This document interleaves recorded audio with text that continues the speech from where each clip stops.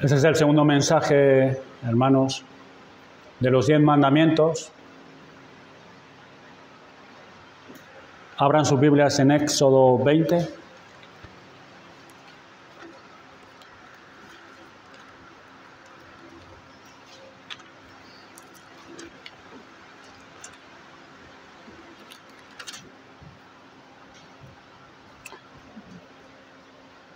Dice así la palabra de Dios, 20, versículo 1. Y habló Dios todas estas palabras, diciendo: Yo soy Jehová tu Dios, que te saqué de la tierra de Egipto, de casa de servidumbre. Seguramente, hermanos, estaremos deseosos de comenzar con los mandamientos, con las aplicaciones a esos mandamientos, de cada uno de ellos, sus implicaciones personales para nosotros y esas aplicaciones y lo que significa cada mandamiento.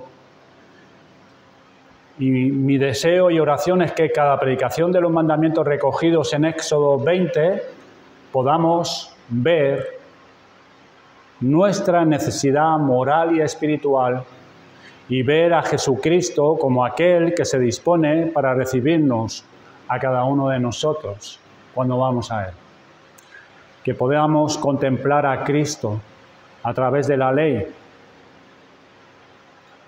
porque esa es la labor de la ley, llevarnos a Cristo cuando éramos pecadores, pero es también llevarnos a Cristo ahora que somos creyentes también.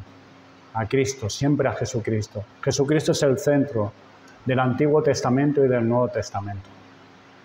Pero antes de ir a ello, que yo también tengo ganas y deseo ya empezar con los mandamientos y sus implicaciones y aplicaciones para nosotros, hemos de dirigirnos al tema acerca de la certeza de la validez de la ley hoy en día. Porque nunca ha sido, hermanos y amigos, tan atacada la ley como lo está siendo hoy en día. Y no es atacada por el mundo, como era de esperar, sino por aquellos que deberían estar de su lado. Aquellos que dicen que son cristianos, que quizás lo sean, pero en vez de ser atacada por el mundo, es atacada por la misma Iglesia. Los cristianos se muestran indecisos sobre cómo utilizar los 10 mandamientos. Se preguntan si tendrían que deshacerse de algunas partes de ellas. Muchos cristianos se preguntan si estos mandamientos se pueden adoptar como el código moral del cristiano hoy en día. Dicen, esas leyes que fueron dadas al pueblo de Israel hace miles de años, ¿pueden los cristianos del siglo XXI apoyarse en ellas y vivir conforme a ellas? Pues estas preguntas deben ser contestadas y verlas en su contexto. Primeramente, quiero que juntos consideremos el medio para poder escuchar a Dios. El sermón anterior estuvimos hablando el Dios que ha hablado, pero ahora es un Dios que ha hablado debe ser oído. Y el medio para poder escuchar a Dios es el silencio. El silencio. Hace aproximadamente 3.500 años, Dios sacó a una nación de cerca de 2 millones de personas de la esclavitud en Egipto.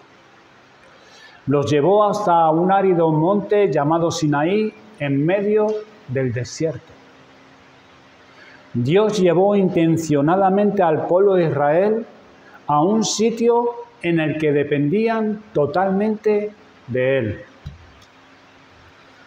Tal multitud debía depender de Dios para el agua, para la comida, también para su salud y seguridad. Dependían de Dios.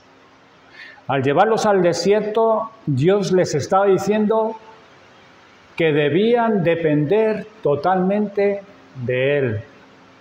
Pero no solo para las cosas necesarias para poder sobrevivir físicamente, sino también en cuanto a lo moral y espiritual. Les estaba enseñando a confiar y a depender en Él para beber el agua de la peña, a alimentarse del maná que caía del cielo cada día. El pueblo de Israel, además de confiar para su salud y para todo lo necesario para su sustento físico, también debían depender y confiar en el Señor para que los protegiera de los pueblos que estaban alrededor de ellos.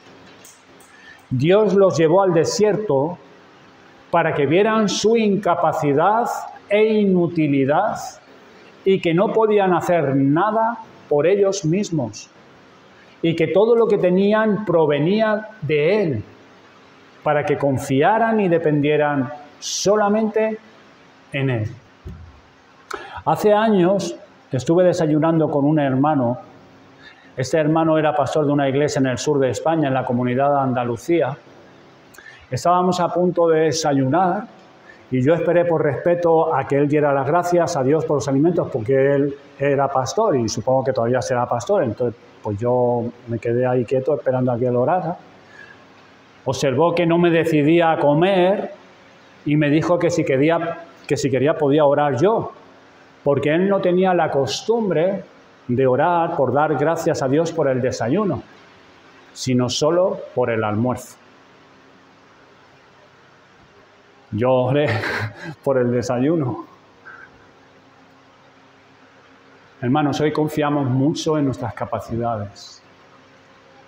Ya no somos conscientes de que dependemos de Dios para nuestra comida y bebida, nuestra salud y fuerza, de la ropa que nos ponemos y nuestra protección y seguridad. Tenemos grandes supermercados, abrimos el frigorífico y tenemos ahí para elegir lo que más nos apetece comer ese día. Creemos que todas esas bendiciones son nuestras porque sí, y que ya no necesitamos a Dios para obtenerlas, porque somos nosotros mismos quienes las conseguimos. Del mismo modo podemos llegar a creer que tampoco necesitamos a Dios para nuestras leyes morales y espirituales. Dios estaba enseñando a todo este numeroso pueblo en ese gran desierto que igual que confiaban en Él para su comida y seguridad, también tenían que confiar en Él para su bienestar moral y espiritual. Dios llevó a toda esta gente, 2 millones de personas, hasta el pie de una gran montaña en un desierto silencioso para que pudieran escuchar lo que tenía que decirles. Eso solo puede hacerlo Dios. Liberar a 2 millones de personas de Egipto y llevarlos hasta ese lugar y tenerlos ahí, en ese desierto silencioso. Imagínate, 2 millones de personas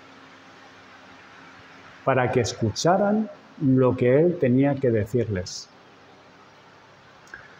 Hermano, fue en el silbo delicado y apacible dentro de una cueva en un monte donde Elías oyó la voz de Dios. Juan el Bautista fue llamado por Dios desde el desierto para comenzar su ministerio.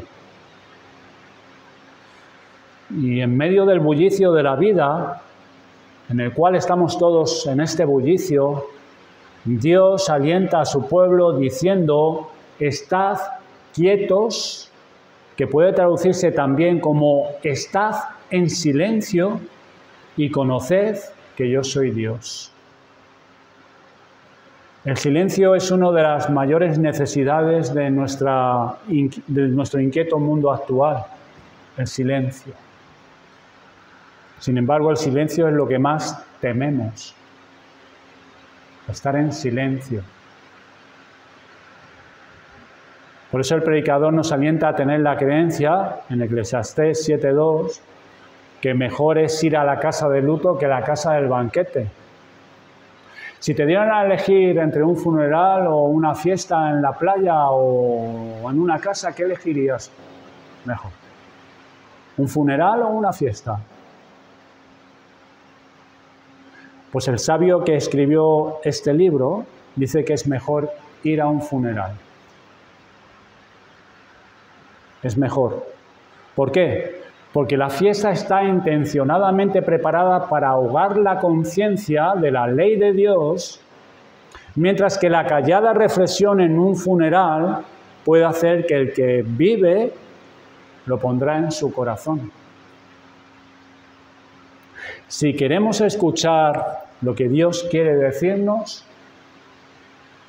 necesitamos estar en silencio. Ahora, hay un peligro también. Porque hay veces que no queremos escuchar la voz de Dios. No queremos estar en silencio. ¿Y cómo podemos hacer para callar nuestra conciencia? Pues queremos sentirnos de otra manera diferente. Algunos, por ejemplo, en su casa cogen una botella y se beben 4 chupitos de ron miel, porque se quieren sentir diferentes, porque no quieren tratar con ciertas cosas. Otros, por ejemplo, cogen internet y se ponen a ver cosas, ocio, risas, TikTok, y ahí van apagando la conciencia. Otros, por ejemplo, programan un viaje para marcharse y estar por ahí 3 semanas, 4 semanas, enfocado en el ocio, en salir, ver cosas. Pero ¿es lo más apropiado? El creyente tiene que buscar estar en silencio. ¿Qué es lo que Dios quiere tratar conmigo? ¿En qué etapa de mi vida estoy ahora mismo? ¿Cuáles son realmente las prioridades? ¿Beberme 4 chupitos? ¿Ponerme con el móvil 2 horas? ¿Marcharme de viaje 3 semanas de vacaciones? ¿Qué quiere Dios decirme? ¿Qué quiere Dios hablarme? ¿Qué quiere Él comunicarme? ¿Qué quiere que yo sepa? Silencio. El silencio. Dios llevó a todo este numeroso pueblo al desierto para hablarles. Bueno, eso era a modo de introducción para que lo tengamos en cuenta, es muy importante. En segundo lugar, ahora porque estamos poniendo las bases, es necesario despejar dudas y argumentos en contra de la ley, porque los hay, como antes lo he dicho, y no por el mundo, sino por aquellos que son cristianos. Hay muchos que dicen que estas leyes, donde vemos aquí recogido en los 10 mandamientos, Éxodo 20, nada tienen que ver con los que no son judíos hoy en día, ni siquiera con los cristianos. Esta es la ley de los judíos, dicen, y ahí se queda la cosa, ahí debe terminar. Y es cierto que Dios dirigió la ley en primer lugar a su pueblo elegido.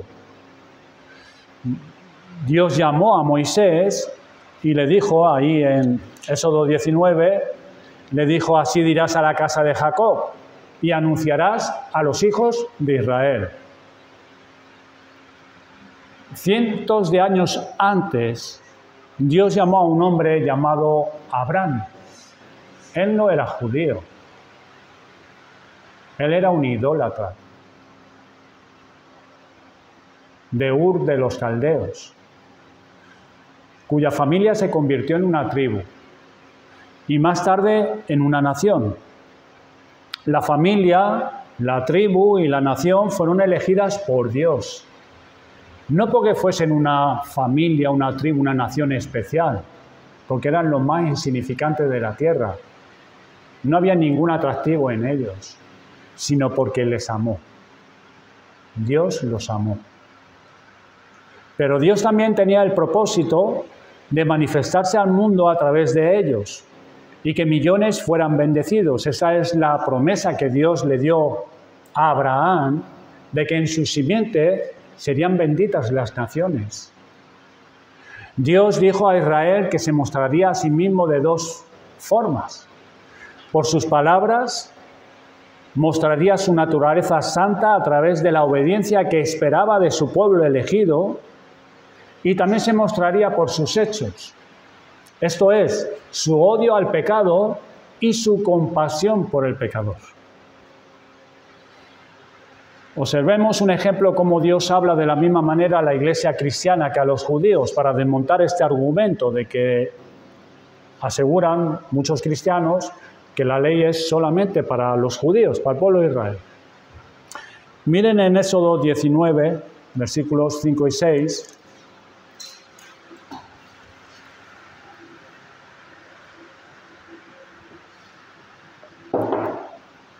Leemos: Ahora pues, si diereis oído a mi voz y guardareis mi pacto, vosotros seréis mi especial tesoro sobre todos los pueblos, porque mía es toda la tierra.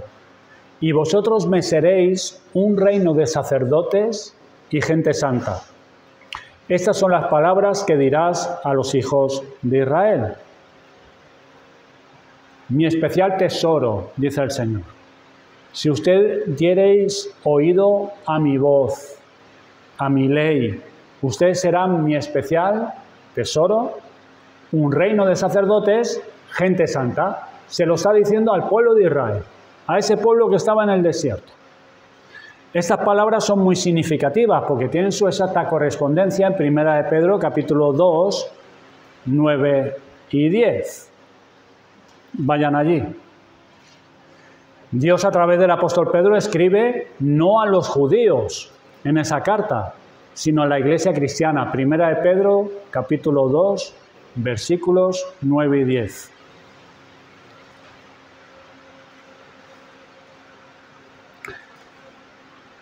Y dice así la Escritura: Mas vosotros sois linaje escogido, real sacerdocio, nación santa, pueblo adquirido por Dios, para que anunciéis las virtudes de aquel que os llamó de las tinieblas a su luz admirable, vosotros que en otro tiempo no erais pueblo, pero que ahora sois pueblo de Dios, que en otro tiempo no habíais alcanzado misericordia, pero ahora habéis alcanzado misericordia.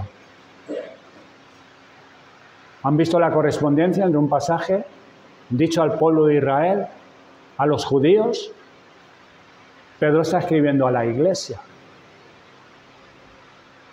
Esa es la razón por la que la iglesia se describe como hijos según la promesa, que son los verdaderos hijos de Abraham, los de la fe, el verdadero Israel, los cristianos. Estos mandamientos son lo que se espera de las personas que pertenecen a Dios, sean quienes sean y estén donde estén. Tomemos otro ejemplo del Nuevo Testamento.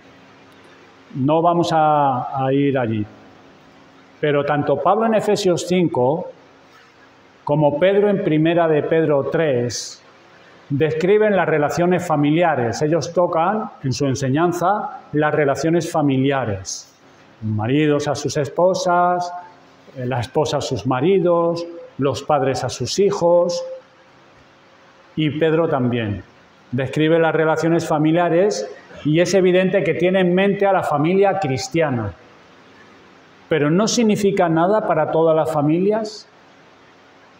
¿O solamente esos mandamientos en el Nuevo Testamento acerca de la familia es solo para la familia cristiana?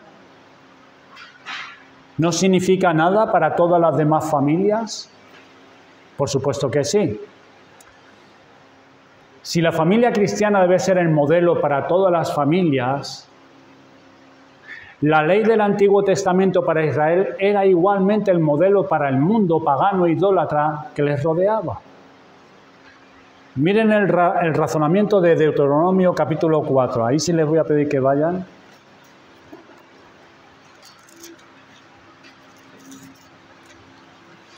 Estamos desmontando ese argumento.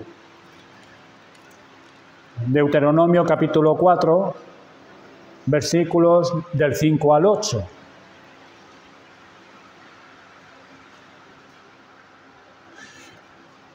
Dice así la palabra de Dios: Mirad, Yo os he enseñado estatutos y decretos como Jehová mi Dios me mandó, para que hagáis así en medio de la tierra en la cual entráis para tomar posesión de ella. Guardarlos, pues, y ponerlos por obra, porque esta es vuestra sabiduría y vuestra inteligencia ante los ojos de los pueblos, los cuales oirán todos estos estatutos y dirán: ciertamente pueblo sabio y entendido, nación grande es esta. Porque ¿qué nación grande hay que tenga dioses tan cercanos a ellos como lo está Jehová nuestro Dios en todo cuanto le pedimos?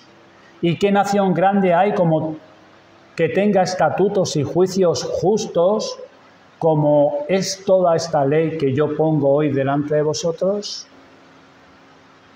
Fíjese el razonamiento de Dios a través de Moisés, diciéndole al pueblo: cuando las naciones oigan las leyes de Dios, concluirán que ciertamente pueblo sabio y entendido es este.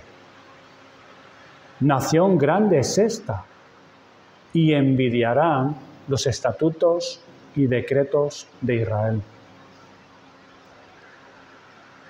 Entonces, debemos aceptar que habiendo revelado tan buenas leyes a las demás naciones a través de Israel, Dios no tuviera ningún interés en que esas naciones obedecieran o no esas leyes, si el Señor se las ha revelado también a ellos por medio de su pueblo.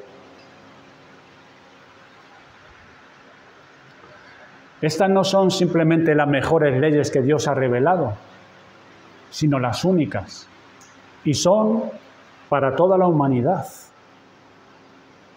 para toda la humanidad. Recuerden que Juan el Bautista condenó a Herodes por su adulterio.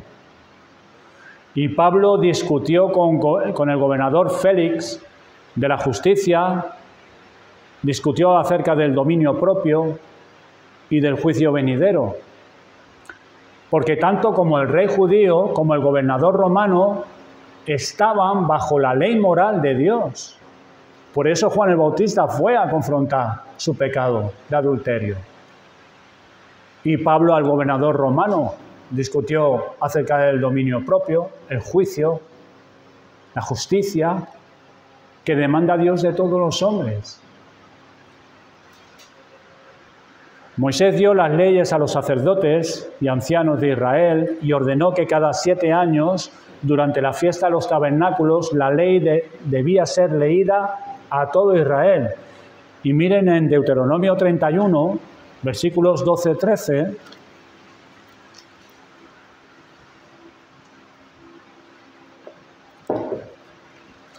leemos que no solamente era para el pueblo judío. Deuteronomio capítulo 31, versículos 12-13,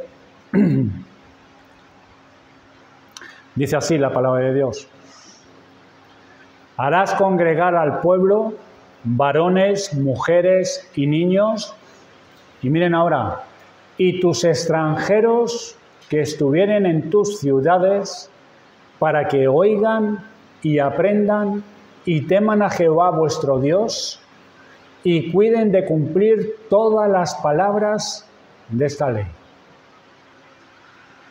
Y la próxima frase es aún más significativa, porque dice: y los hijos de ellos que no supieron, oigan, y aprendan a temer a Jehová vuestro Dios todos los días que viviereis sobre la tierra. Sus hijos se refiere a tus extranjeros que estuvieren en tus ciudades. No se dice nada sobre su conversión al judaísmo o su entrada al pacto, no se dice nada. Cabe suponer que seguían siendo extranjeros en medio del pueblo de Israel, pero debían aprender a temer a Dios. ¿Cómo? Aprendiendo los mandamientos del Dios de Israel. Así es como ellos iban a temer a Dios, guardando las leyes de Dios. Y no eran judíos, eran extranjeros. Este pasaje en Deuteronomio 31 es decisivo contra los argumentos de que los 10 mandamientos son exclusivos para Israel. Fíjese que muestra el cuidado por las naciones por parte de Dios. El cuidado de Dios hacia esos extranjeros. Y ese cuidado comienza con la esperanza de que escucharán la ley para que teman al Señor. Por tanto, el negar el conocimiento de la ley de Dios a las naciones es tan malo como negarles el Evangelio. Porque son los mandamientos de Dios, la ley moral, la que nos lleva a Cristo. Así que negarles la ley moral es igual de malo que negarles el Evangelio. Otro argumento. Solamente 2 argumentos voy a poner ahí, varios, pero para poner las bases, yo creo que con esto va a ser suficiente. Otro argumento que se presenta, hermanos, en contra de la validez de los 10 mandamientos, son que dicen que son principalmente leyes ceremoniales que terminaron con la llegada de Cristo. Algunos sostienen que Cristo vino a cumplir todas las leyes para que cuando creamos en Él, para nuestra salvación, seamos librados de todas las obligaciones de la ley. Eso es un malentendimiento de la Escritura, de la verdad que el Señor nos presenta. Es como, bueno, como Cristo cumplió toda la ley, yo ya no tengo obligación de cumplir con las leyes de Dios. En Mateo 5:17 el Señor Jesús dijo: no penséis que he venido a abrogar la ley o los profetas. No he venido para abrogar, sino para cumplir. ¿Qué dio a entender Jesús cuando hizo esta declaración? No he venido para abrogar, sino para cumplir. La palabra cumplir tiene básicamente 2 significados. Puede significar que ha venido para completar lo que faltaba, en el sentido de acabar un trabajo que no ha sido terminado, o puede significar que llevará a cabo la ley perfectamente, en el sentido de obedecerla y cumplir su propósito. El resto de la declaración que Jesús hizo es: porque de cierto os digo que hasta que pasen el cielo y la tierra, ni una jota ni una tilde pasará de la ley, hasta que todo se haya cumplido. De manera que cualquiera que quebrante uno de estos mandamientos muy pequeños y así enseñe a los hombres, muy pequeño será llamado en el reino de los cielos.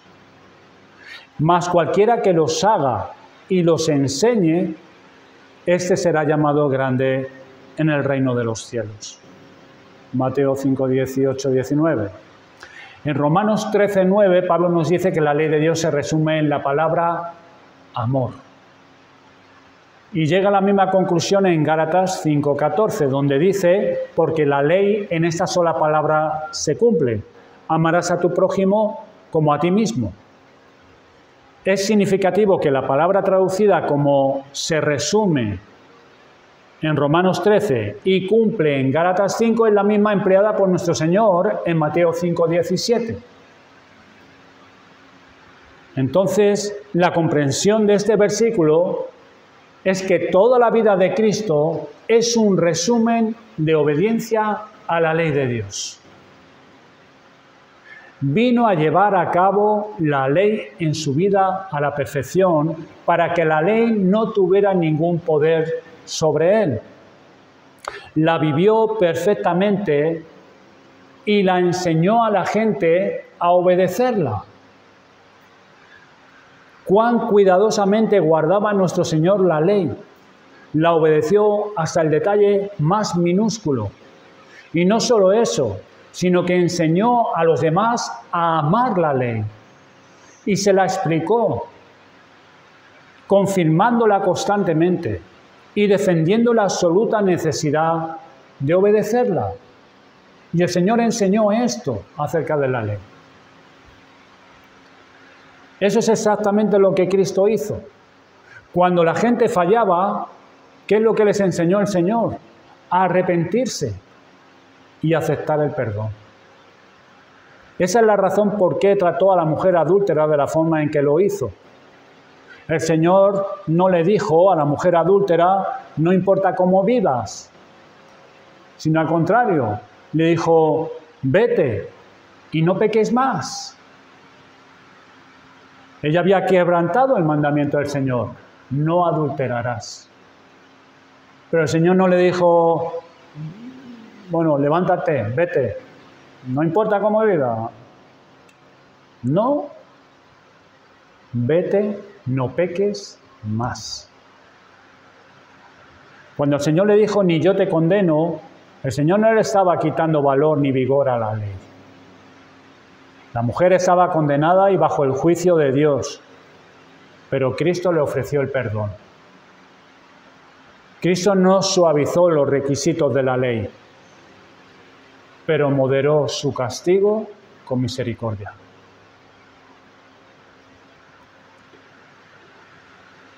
Amigos, la justicia de la ley es esencial para llegar al cielo. Necesitamos justicia.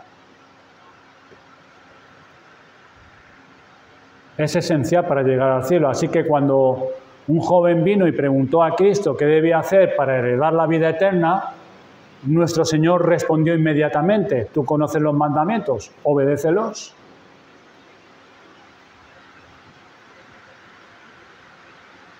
Pero sobre esta base todos fracasamos. Todos fallamos. Dios no espera que los no cristianos sean capaces de cumplir sus leyes, pero la raza humana sí fue creada para guardar la ley. Dios juzgará a los hombres y las mujeres por su desobediencia a la ley. De Éxodo 20. Fuimos creados con la capacidad de cumplir la ley, pero por nuestra deliberada desobediencia nos convertimos en transgresores de la ley. Pero por esa razón es por la que Cristo vino a morir. Obedeció la ley perfectamente. Y la salvación se ofrece sobre la base de la perfecta justicia de Cristo ante la ley. El propósito de su muerte era pagar el castigo por nuestro pecaminoso fracaso en el cumplimiento de la ley. Pero no estamos exentos de no obedecer la ley de Dios. Hermanos, hay cosas que la ley no puede hacer. La ley no puede salvarnos y ni siquiera añadir nada a nuestra salvación. De cualquier forma, quebrantar la ley de Dios aún constituye un pecado, porque en 1 Juan, capítulo 3, versículo 4, dice que todo aquel que comete pecado infringe también la ley. Y Juan se está refiriendo a la ley moral de Dios. Pues el pecado es infracción de la ley. Por lo tanto, la obediencia a los 10 mandamientos es una prueba del deseo de obedecer a Dios. Y también es una prueba de que amamos a Dios. Dios espera que los cristianos cumplan los mandamientos recogidos en su ley moral.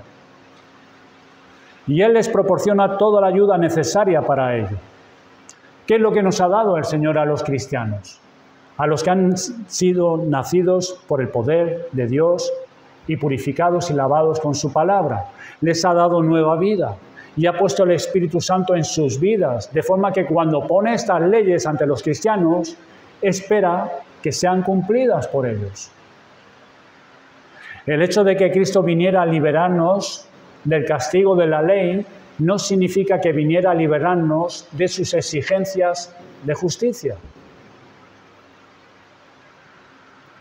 Cristo guardó la ley y así debemos hacerlo nosotros. Toda la ley es nuestra, cada parte de ella. Y es un gran privilegio estar bajo la ley. No para nuestra salvación, porque eso es imposible, pero sí para la justicia que agrada a Dios. La ley de Dios nunca perecerá, porque ahora está escrita en nuestros corazones.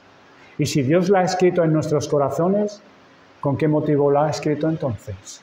Si no es para que la podamos cumplir y deseamos obedecer y cumplirla. No tendría sentido entonces.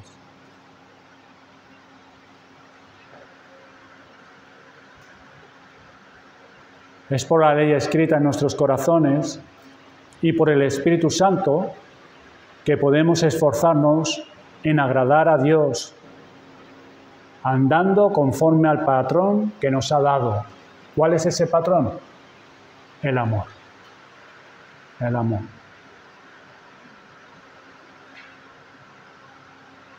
Ahí se resume toda la ley de los 10 mandamientos. Amor a Dios y amor a tu prójimo. Los 4 primeros mandamientos es amor a Dios. Y los 6 restantes, amor a tu prójimo.